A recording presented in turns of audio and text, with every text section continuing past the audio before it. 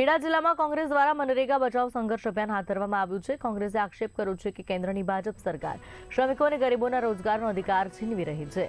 2005માં અમલમાં આવેલ મનરેગા એક્ટ હેઠળ ગ્રામ્ય શ્રમિકોને રોજગારની ગેરંટી આપવામાં આવતી, ત્યારે નવા વિકસિત ભારત ગેરંટી રોજગાર અને આજીવિકા મિશન ગ્રામીણ બિલ 2025 સામે કોંગ્રેસે વિરોધ કર્યો છે। કોંગ્રેસનું કહેવું છે કે અગાઉ 100 દિવસ સુધી રોજગારી મળતી, ભાજપની સરકારે તે જોગવાઈ કાઢી નાખી છે। કોંગ્રેસે આક્ષેપ કર્યો કે ભાજપ સરકારે આ રૂરલ એમ્પ્લોયમેન્ટ એક્ટ નાબૂદ કરી ગરીબોનો આધાર છીનવી લીધો છે। નવા વિકસિત ભારત ગેરંટી અને રોજગાર અને આજીવિકા મિશન ગ્રામીણ બિલ 2025નો કોંગ્રેસે વિરોધ કર્યો છે।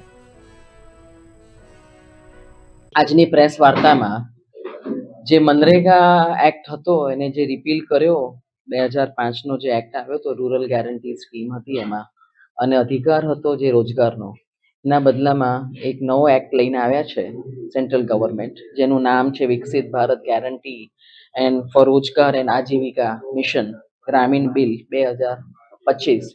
અને મનરેગાને કાઢી નાખ્યો એ કાયદો જે 20 વર્ષથી હતો અને જે રોજગારી પૂરી પાડતો હતો ગ્રામ્ય લેવલે, અને 100 દિવસ સુધીની રોજગારી મળતી હતી, અને એક જોબ કાર્ડ લઈને જાય અને જ્યાં પણ રોજગાર પ્રોજેક્ટ હોય, જે ડેમ હોય, બોરી બંધ હોય કે ડિફોરેસ્ટેશનમાં એવોઇડ કરવાનું હોય કે કોઈ ડેમ નાનો બનાવવાનો હોય, ત્યાં એમને રોજગારી મળી જતી હતી। 15 દિવસમાં એમને પૈસા પણ બેંક એકાઉન્ટમાં મળી જતા હતા। એ અધિકાર જે કાયદાકીય એ કાનૂને આપ્યો હતો એ કાઢી નાખ્યો, અને હવે નવો જે કાયદો આવ્યો એ સેન્ટ્રલ ગવર્મેન્ટથી, ત્યાંથી પ્રોજેક્ટ આવે, એમની મનસૂબી પ્રમાણે એમને જેટલો 60% ફંડ ત્યાંથી આવે, 40% સરકાર